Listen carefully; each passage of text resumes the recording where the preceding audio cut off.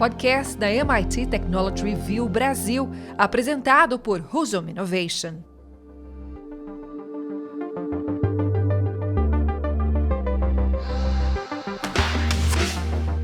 Olá, sejam bem-vindos e bem-vindas ao podcast Energy Center da MIT Technology Review Brasil.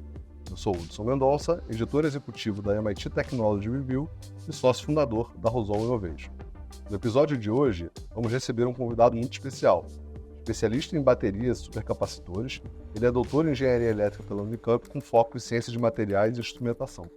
Também realizou pesquisas de pós-doutorados no INPE e na Universidade de Bristol, no Reino Unido. Seja bem-vindo, meu xará, Hudson Zanin. Olá, Hudson Mendonça. É raro, hein, cara, encontrar outro Hudson. Então aqui nós dois aí, que bacana.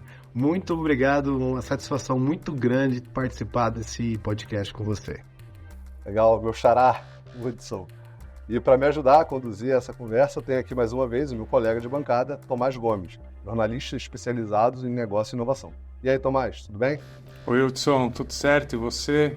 Hudson, seja muito bem-vindo também. Vamos nessa, pessoal.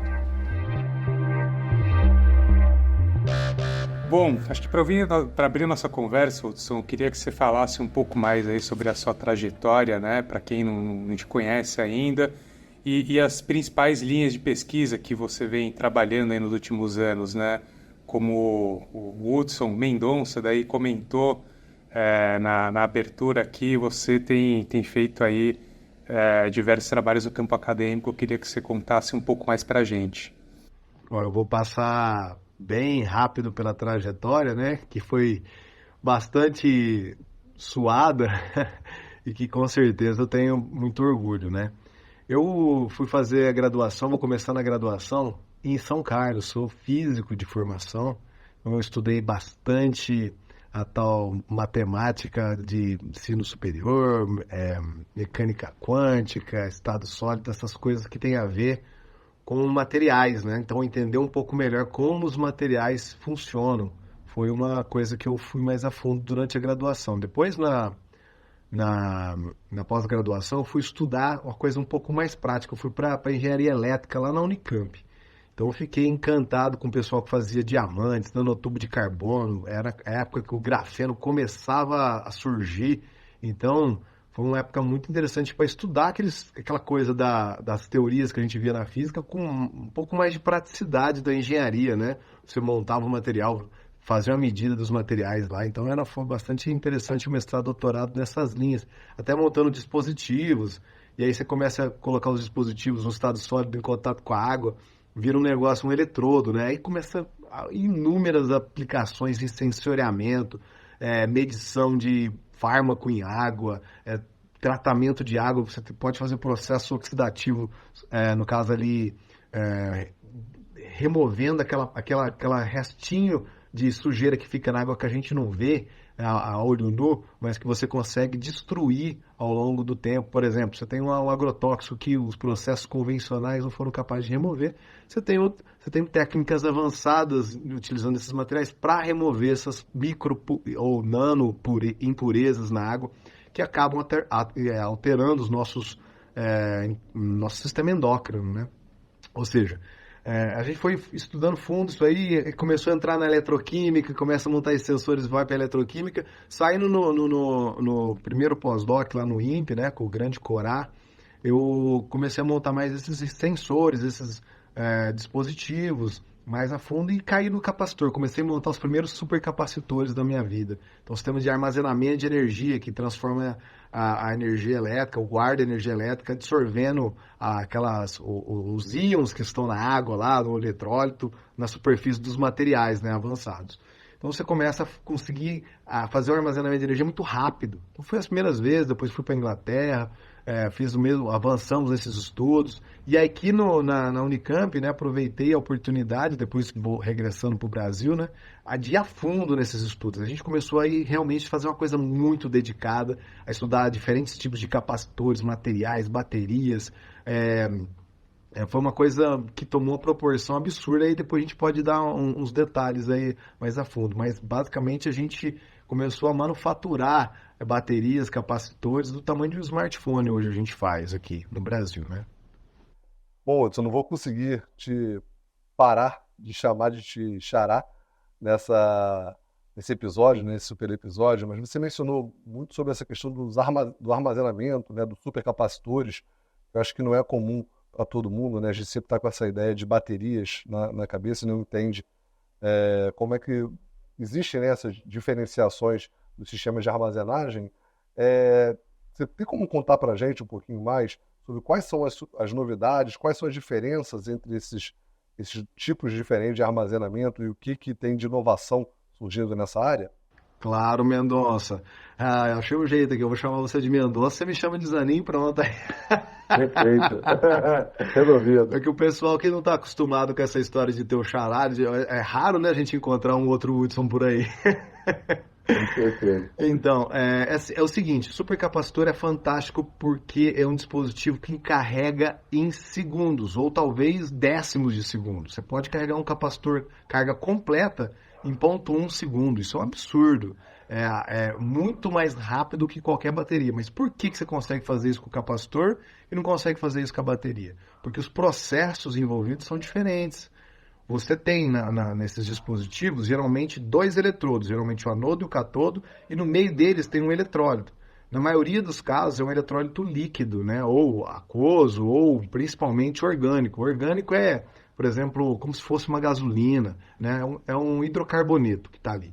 Aí você joga um salzinho, nesse salzinho, é igual pensa o sal na água, o sal de cozinha na água. A hora que você joga lá, para ficar fácil de entender, o Na separa do Cl, ele fica mais à vontade separado em íons. Então a mesma coisa acontece nos capacitores e nas baterias. Você joga uma coisa orgânica, em vez de ser água, é como se fosse uma gasolina, entre aspas, tá? Para ficar fácil de entender. Aí você joga o salzinho e ele dissocia. Esse cara que separou ali dentro, no eletrólito, a hora que você aplica a diferença de potencial, o lado negativo, o íon vem instantaneamente e já absorve com mais facilidade. Ele já está absorvido ali, ele sempre está absorvendo. Mas a hora que você aplica a diferença de potencial, esse cara, ele vira um míssil e gruda na superfície do eletrodo. Do lado negativo gruda os positivos, na maioria dos casos, né? E no caso do lado positivo, gruda os negativos e vice-versa, né? Então, num capacitor, quando você tem um supercapacitor, diferente de um capacitor convencional que a gente tem aí, 1 grama do material do capacitor, do eletrodo, onde o íon vai absorver, você tem 3 quarteirões. Vou repetir, presta atenção. Numa graminha do material, você tem 2.000, 3.000 metros quadrados. É um absurdo. A diferença do capacitor para outras coisas é que quando você tem uma área extremamente elevada, é difícil de você imaginar, mas microscopicamente você tem vários furos internos no material, o íon entra e absorve, ele gruda ali dentro com muita facilidade. Mas só que num grãozinho daquele ali que você está vendo, imagine só um grãozinho de terra que você pega. Aquilo ali, se você analisar a área superficial dela, é muito alta, mas muito alta. No caso, você pode desenvolver materiais que têm áreas muito maiores ainda. Então, o carvão ativado, que é o material usado no capacitor, ele é usado em filtros também, ele serve para grudar esses particulados. É por isso que o carvão ativado é bom para filtro de água, de ar, né? Fazer hemodiálise, por exemplo, você usa esses carvões especiais. Ele também serve para o material ativo no capacitor. Ele tem uma área superficial muito alta, o íon absorve, só que absorve em segundos. A bateria, o processo é diferente. A bateria, o que tem que acontecer? Você tem que ter um íon que ele tem que andar dentro de uma estrutura muito apertadinha.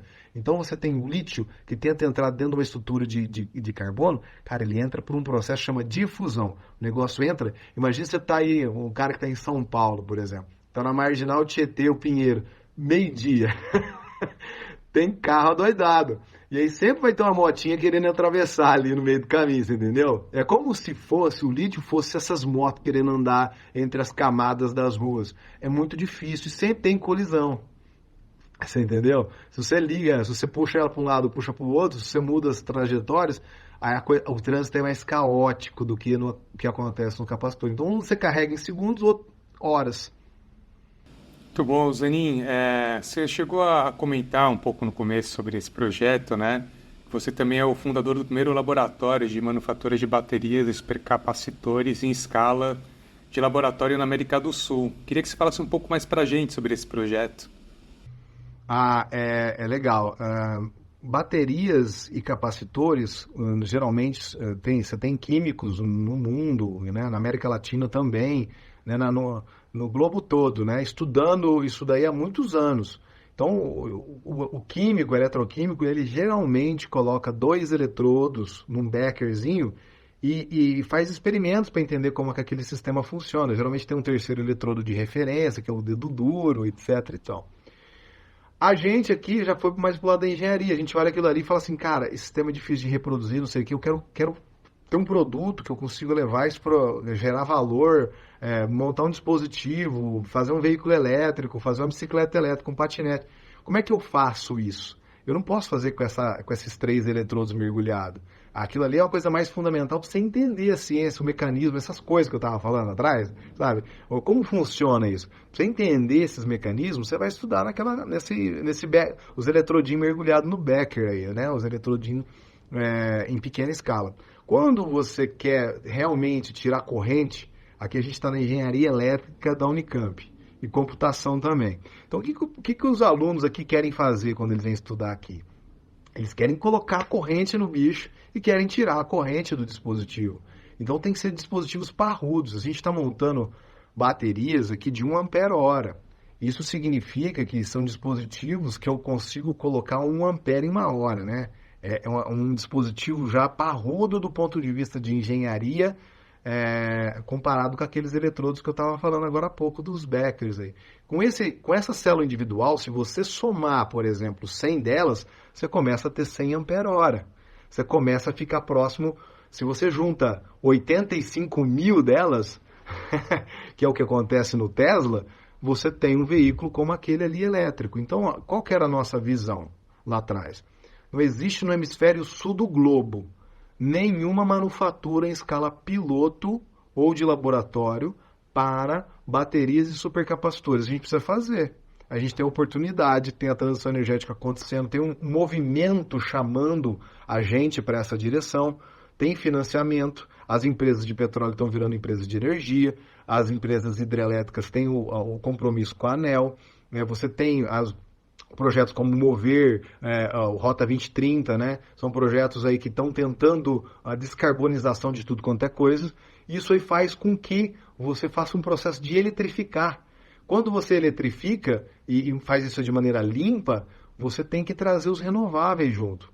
Solar, eólica, isso aí é tudo intermitente, são coisas que só vai gerar. Aqui em casa tem placa solar e eu coloco, eu tenho sol sendo gerado durante o dia, só que o excedente eu jogo para a rede e à noite eu pego esse excedente de volta da rede, né? Só que eu tenho a rede como uma grande bateria, a hidrelétrica como uma grande bateria. Só que a incorporação desses renováveis está sendo tão absurda, mas tão absurda, que daqui a um pouco a rede não vai mais dar conta. Você vai ter que fazer um armazenamento localizado. E aí essas baterias vão ser realmente importantes. Quando a gente está pensando em descarbonizar os veículos, a gente pensa nas baterias. Se as baterias forem limpas, como elas poderiam ser, e nem sempre são, e a gente pode discutir isso depois, você consegue fazer veículos que não emitem nada no escapamento dele. Então você tem um veículo lá que não está emitindo nada de CO2, e isso aí para um grande centro, grandes capitais, né, Salvador, Recife, São Paulo, Rio de Janeiro, tem um grande trânsito ali, grande emissão de particulado e o pessoal respirando. Então, quer dizer, existem oportunidades muito importantes que uma manufatura como essa, que foi a sua pergunta, né, ela poderia ajudar a conceber as novas classes de baterias, ajudar a criar o ecossistema para você ter a fábrica de bateria aqui no Brasil. Hoje, toda a bateria que a gente tem é importada, né? A China produz 77% da bateria do mundo inteiro. Não é só os Estados Unidos, a Inglaterra, a Europa, toda preocupada que não consegue produzir bateria. A China desindustrializa todo o resto do globo. Só que quando você transporta bateria grande ao longo de muitos quilômetros, você pode... elas podem pegar fogo, elas são muito perigosas. Então tem todo um interesse em produzir localmente. Mas só vai produzir localmente se você tiver o ecossistema. Pessoas, conhecimento, maquinário, toda essa matéria-prima, São um conjunto de coisas que precisa ter, que a gente precisa construir aqui ainda, entendeu? E essa manufatura ajuda em parte disso. Bom, Zanin, vou te chamar de Zanin agora, né, a partir de agora. Eu vejo que você sempre dá uma explicação, você tenta fazer uma comparação com alguma coisa mais acessível, né, com algo que o público geral consiga entender. Eu acho que isso é super importante aqui no nosso podcast. Tem, obviamente, os nossos episódios do Energy Center são focados em energia, mas a audiência da MIT Technology Review, ela vai para outros setores também. Então, acho que é super interessante essa sua abordagem. E, além disso, né, a gente sabe que você tem um canal de divulgação científica no YouTube que também tem uma pegada parecida, explica coisas, né, sobre a transição energética, de outras áreas, como é que isso está funcionando. E lá você apresenta uma visão ampla sobre algumas tecnologias chaves, algumas coisas que estão sendo comentadas nesse processo de transição. Aí pensando, fazendo um bate-bola aqui do nosso podcast com o seu canal, o que você acha que seria legal a gente ficar de olho aí que está acontecendo na transição energética, no setor de energia, nos próximos meses, nos próximos anos? Olha, minha visão, que é uma opinião, né, um entendimento de algumas coisas que eu estou vendo.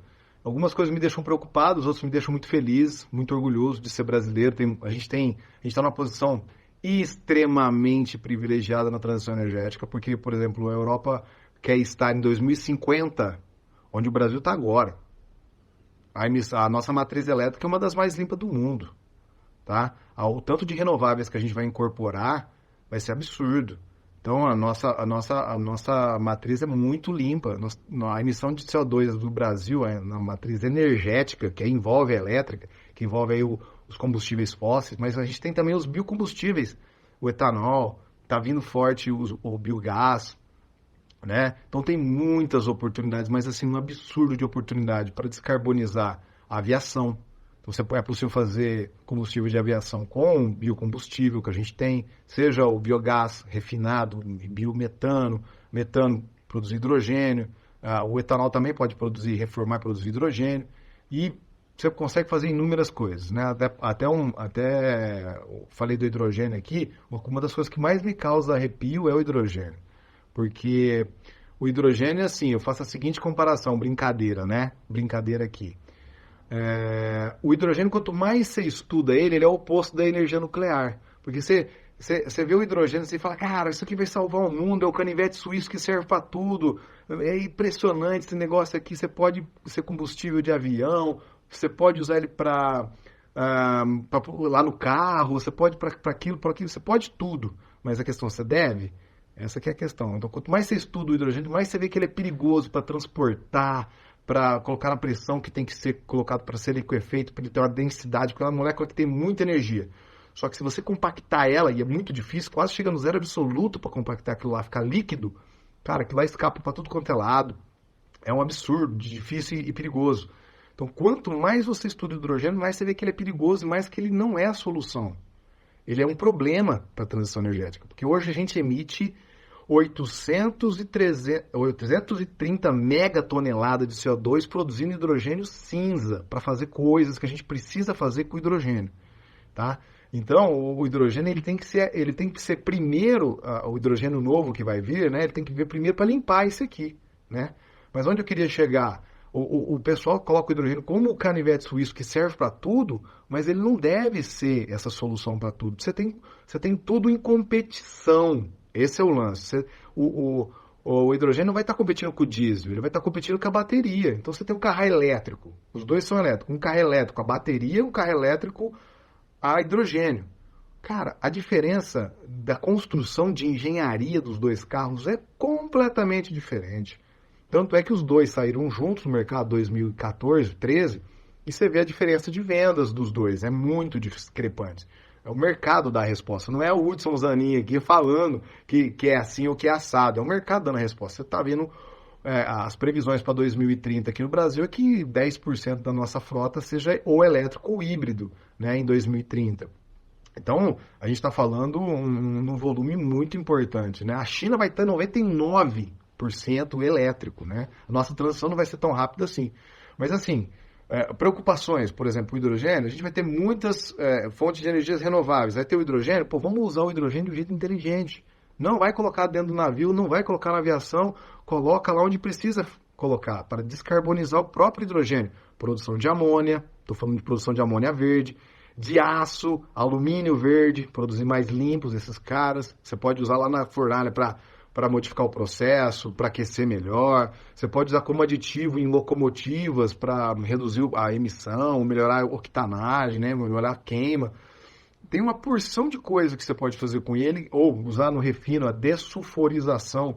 Os combustíveis fósseis têm o enxofre. Se o enxofre é deixado no combustível, a hora que ele queima, ele vai para a atmosfera. Enxofre virá sulfúrico, mistura com água, virá sulfúrico. E aí que chove ácido. Lembra que tinha um monte de chuva ácida no passado e sumiu isso aí? Foi porque as refinarias usam hidrogênio cinza para tirar o enxofre de dentro da gasolina, do diesel, entendeu? Então, tem processo que é fundamental você usar hidrogênio. Você não vai parar de usar hidrogênio. Então, o hidrogênio novo, limpo, ele tem que vir para limpar isso daí, para limpar o hidrogênio cinza, que emite tanto CO2. A gente tem um mercado de 94 megatoneladas de hidrogênio. É um absurdo. E o Brasil pode ser protagonista. Mas se a gente investir no lugar errado, nosso recurso escasso, a gente vai ficar para trás.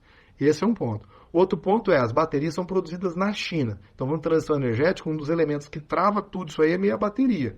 E a gente não tem fábrica aqui. E por que eu estou falando que tem que ter fábrica aqui? Primeiro que a transição energética tem um trilema. Você tem que pensar em segurança energética, né? Então, você tem que pensar lá a crise dos combustíveis que teve em 1970, o pró-álcool. Aquilo ali veio, a gente criou o pró-álcool, os Estados Unidos também criou o seu programa de álcool, pensando no quê? Pensando que não quer ficar dependente do exterior. Então, ter segurança energética é fundamental. Ter uma solução limpa, o etanol, por exemplo, no caso de uma bateria limpa, você precisa ter uma tecnologia mais sustentável. Isso tem que dar conta de pagar. Imagina se você tem o Covid, uma outra crise global, e se as baterias tudo feitas na China, agora a gente tem 60 milhões de veículos no Brasil elétrico. E aí? Como é que vai ser? Vamos ficar sem bateria? Vamos ficar sem o chip, como aconteceu? A importância estratégica a gente tem que dar conta de pagar, porque se depois se some essas coisas no mercado, o preço vai lá em cima. Então não adianta tecnologias que não são viáveis economicamente, que não nos trazem segurança e que não geram emprego aqui. Então é fundamental, vamos fazer veículo elétrico. Quem vai comprar?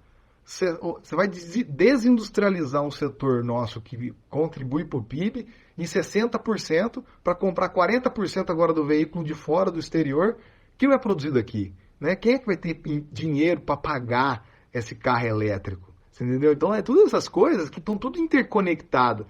Tem que fazer uma transição energética justa. Né? Você não tem que trazer riqueza para as pessoas.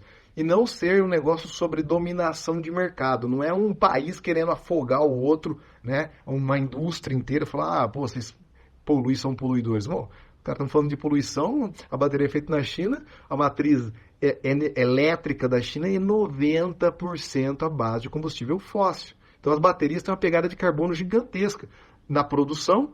O minério que sai do Brasil ele vai ser transportado até a China queimando diesel no caminhão, no trem, no navio, em todo o processo lá. Chega lá, essa matriz elétrica base de carvão vai produzir a bateria. Então você tem um conjunto de coisas muito complicadas, porque se for a transição energética, se for sobre redução de emissão de CO2, ela tem que ser pensada na emissão de CO2 para produzir as tecnologias no lugar onde você emite menos. O Brasil tem matriz elétrica limpa, tem os minérios aqui, então a fábrica de bateria tem que estar por aqui também. E aí você vai gerar um emprego aqui, entendeu? É tudo meio que interconectado aí, Mendonça. Essa que é a visão aí. Zanin, você apresentou agora, né, um panorama interessante, né, de desafios, oportunidades e como o Brasil está posicionado nesse cenário. Mas olhando aí para tudo isso que você apresentou, né, todos esses fatores que são interdependentes, como é que você vê, qual é o seu grau de otimismo no nosso ritmo aí que a gente está evoluindo para fazer essa transição energética, né? Você acha que a gente está aí próximo a dar um grande salto, por exemplo, e se é que você acredita, né, nesse salto, ou se você acha que realmente é um processo sistêmico? Porque toda vez que a gente fala, né, sobre esse movimento aí, de maneira geral, parece que a gente sempre está falando dos próximos 10, 20, 30 anos, assim, né? Queria saber se acha que a gente está num ritmo bom e numa direção boa para chegar onde a gente precisa.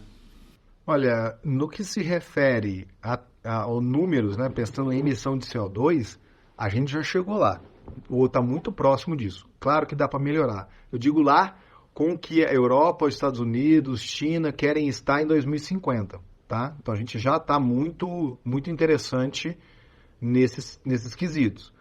Agora, tem muitas oportunidades para a gente reindustrializar o Brasil. Então, nesse sentido, às vezes eu acho que a gente está mais devagar do que a gente poderia estar.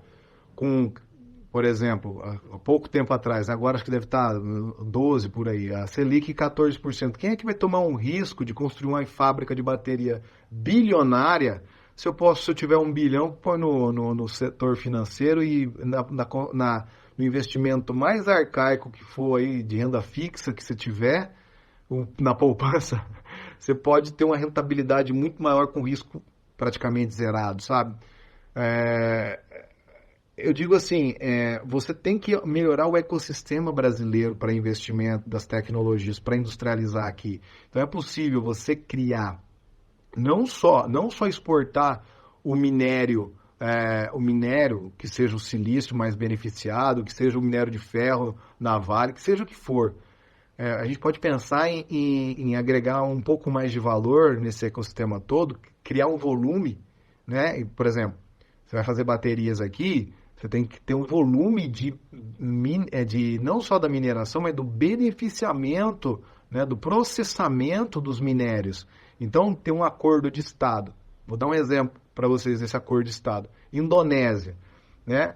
Em 2015, as baterias de níquel eram 75% do mercado de baterias. 75%. É um mercado gigante, de vários bilhões. A gente está falando de 10 elevado a 15...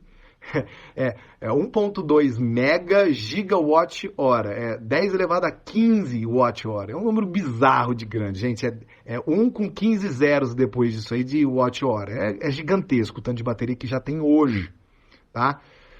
E 2015 aí, né, por aí.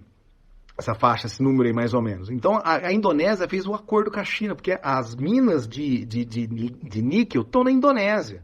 Aí eles fizeram um acordo de Estado assim, bem, pera lá, nós vamos mandar todo esse minério para a China? Não, vocês vão ser obrigados a refinar. Aí a China instalou as mineradoras para refinar o minério no grau de bateria lá, na Indonésia. Então a Indonésia tem chance muito grande de ser grandes fabricantes de baterias no futuro, porque tem os minérios precursores. Você entendeu? Então o Brasil pode, sim, com força de Estado, regulamentar um pouco essa questão do beneficiamento, de repente, até mesmo da fabricação, né, com incentivos externos. Por exemplo, não precisa competir com os chineses, pode trazer o chinês de parceiro para cá para o Brasil para produzir a bateria junto, pode fazer parcerias com outras frentes, não só na bateria, no eletrolisador para produzir hidrogênio. Aí isso não adianta, o hidrogênio é difícil de compactar, de armazenar, como eu estava falando. Será que a gente já não consegue fazer um acordo com grandes parceiros, players aí, para produzir amônia localmente? O Brasil, falando pegando o gancho do Mendonça aí, do orgulho, né, até do seu aqui também, né, do otimismo que a gente tem, eu tenho um otimismo gigantesco. O Brasil alimenta 1/4 da população mundial. E para isso você precisa de fertilizante pra caramba. E o hidrogênio é um dos elementos mais importantes para você produzir amônia, que é a base dos fertilizantes. Então, se você tem uma cadeia estruturada pensando nisso, ao invés de importar lá a amônia, né, o fertilizante, talvez, inteiro da Rússia, a gente pode produzir localmente. Isso você gera emprego, cadeia de valor, você interconecta as coisas. Então, eu fico preocupado que a gente poderia estar fazendo muito mais, muito mais. Tem muitas iniciativas, eu não me enxergo como vira-lata, assim, o Brasil está indo muito mal nisso. Muito pelo contrário, a gente está arrebentando em várias frentes.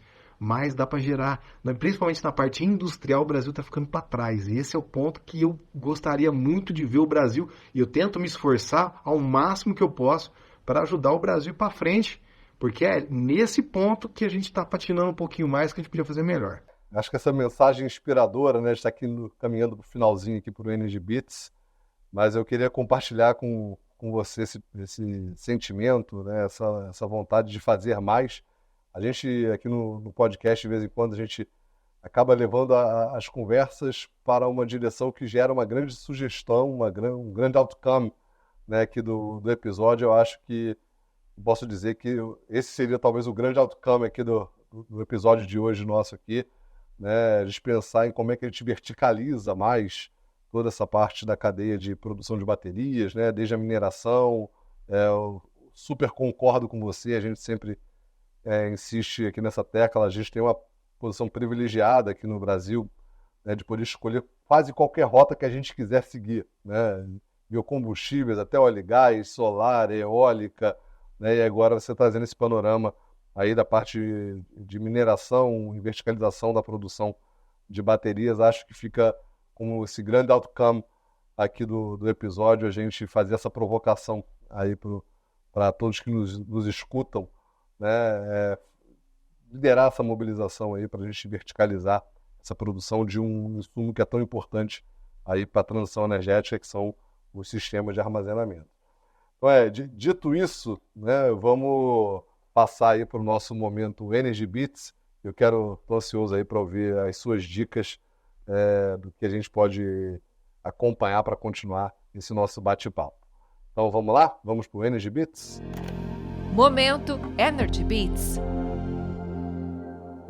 Bom, pessoal, então vamos aí para o nosso momento Energy Beats. Segundo a nossa tradição aqui, quando a gente tem um entrevistado, os primeiros Energy Beats, ou o primeiro Energy Beat, é do nosso convidado. Então, Hudson Zanin, meu xará, qual o seu beat de hoje? Eu gosto muito, assim, eu não sou extremamente apegado às coisas no nível, assim, que eu gosto eternamente, vamos dizer assim. Tem umas coisas que eu sou bem tradicionalista e outras que eu gosto do momento. Eu tô assistindo uma série agora que eu achei genial, que em inglês eu acho que é Undercover Billionaire, que em português é 90 dias para se tornar milionário. E aí você pega um bilionário, né? O cara tem uma rede de contatos gigantesca, né? É só usar o nome dele para fazer qualquer coisa, que consegue levantar fundos, negócios novos, etc. E aí esses caras, pensando se o sonho americano realmente é aquela coisa ainda que é, né? Que dizem ser, ou que foi no passado, o cara vai com $100, uma caminhonete velha e um tanque de gasolina e tenta levantar em 90 dias um negócio milionário. Então eu acho que é muito legal, tem tudo a ver com a ideia aqui que a gente está falando, porque fazer essa transição energética, a gente não pode esperar que o Estado sozinho, ou o Estado faça essa coisa, porque o cara que está entrando ali, ou as pessoas estão entrando e saindo de 4 em 4 anos, tem os cargos que estão relacionados a trampolins da vida, talvez não tenham plano de nação como a gente às vezes tem. Então, essa construção tem que vir muito da nossa pegada de empreendedor. A gente tem que buscar empreender, buscar fazer essas coisas, e essa ali é uma lição muito grande, principalmente para os mais jovens que nunca tiveram a experiência de abrir um negócio. Eu acho que faz todo sentido. Eu venho de uma família de comerciante, então, embora seja funcionário do Estado, eu tô sempre jogando dos dois lados, assim, sabe? Né? Eu acho que é isso aí. É uma dica bem legal que eu achei muito interessante, embora tenha filmes classiqueiras que eu acho que são geniais, como vira e mexe eu assisto Matrix, né? Eu falo de baterias, mas o ser humano é uma bateria, e toda essa questão de inteligência artificial que veio muito forte agora, essa história de a gente está sendo controlado por máquinas, né? Tem toda essa discussão do momento agora. Será que isso vai acontecer, né?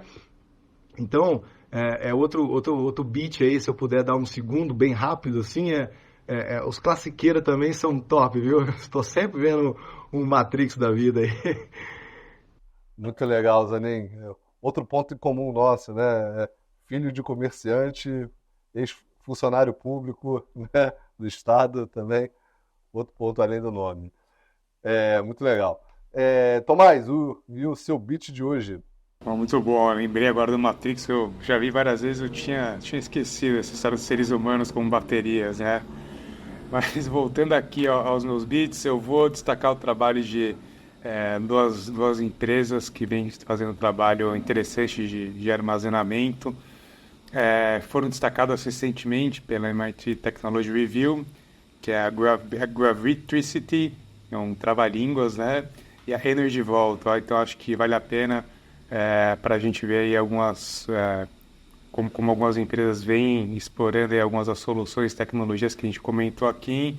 E claro, e também eu vou deixar a recomendação para vocês entrarem aí no YouTube do Zenin e conferir o trabalho dele, que é muito legal. Legal, Tomás. Eu vou fazer 2 bits, né? Então, na minha parte, vem 2 bits, os dois autorreferenciados, mas acho que vale super a pena, né? Recuperar o nosso episódio de bateria térmica, né? A gente falou aqui muito de bateria elétrica, né? Eu acho que também tem uma outra vertente grande a ser explorada, são as baterias térmicas, que usam tipo armazenamento de calor, né? Acho que vale a pena comparar todo esse movimento das baterias. Em um artigo recente, né, oferecido pelo Energy Summit, 3 coisas para amar sobre as baterias. Eu não vou falar quais são as 3, tem que ler o artigo, está lá no site da MIT Technology Review. De fato, realmente é algo crítico para o movimento da produção energética. Ele foi escrito pela Casey Cronworth, que é a nossa especialista da MIT Technology Review americana. Então, vale super a pena comparar, ver essa discussão, né, ver esses 3 pontos. E também, como eu falei, foi um artigo oferecido pelo Energy Summit, que também vai estar o nosso amigo Zanin lá, falando um pouquinho mais também com a gente nessa grande jornada aí desse ano, nesse grande evento que o MIT está trazendo aqui para o Brasil. Então, pessoal, esses são meus bits de hoje. Bom, pessoal, esse foi mais um episódio do podcast Energy Center da MIT Technology Review. Mais uma vez, muito obrigado por passar esses minutos com a gente. Não deixe de nos seguir no perfil da MIT Technology Review, sua plataforma de podcast preferida, no Spotify. Vai lá. Também nos sigam nas redes sociais. A gente está sempre publicando coisa nova, né? Além dos podcasts, outros tipos de materiais ligados ao setor de energia e sustentabilidade. E também não podia deixar de agradecer mais uma vez o Hudson Zanin, né, meu xará. Muito obrigado pela presença, foi excelente esse nosso bate-papo. E Tomás também, mais uma vez, obrigado pela parceria de sempre. Valeu, Hudson. Obrigado, muito obrigado também pela presença, Zanin. Foi excelente nossa conversa. Pessoal, obrigado pela audiência. A gente se vê na semana que vem. Valeu, pessoal. Até semana que vem. Podcast da MIT Technology Review Brasil, apresentado por Husum Innovation.